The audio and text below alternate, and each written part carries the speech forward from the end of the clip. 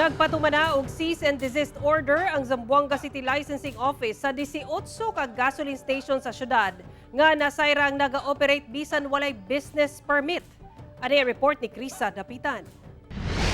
Kamatigdan ang pagdaghan sa mga gasoline station sa Zamboanga City. Gani, kada barangay sa Central Business District, dili na maubos sa duha ang makitang gasoline station.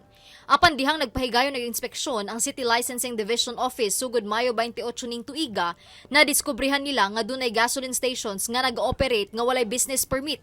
As of July 2, gawas sa 48 ka mga gasolinahan nga ilang nabisita, 18 niini ang napakyas sa pagpakita og business permit.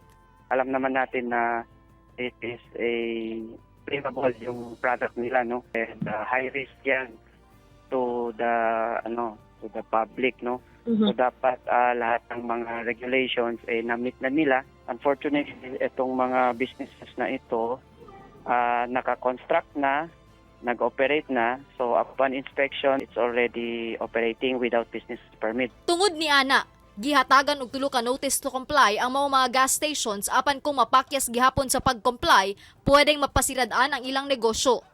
Gihatagan na og cease and desist order kining mga gas stations aron musunod gayod sila sa balaod. Sa karon tulo pa lang sa 18 kanila ang nahuman na matud pa og comply. Hinuon padayon pa sa karon ang pagtuyok sa ahensya alang sa mga negosyong walay mapakitang business permit.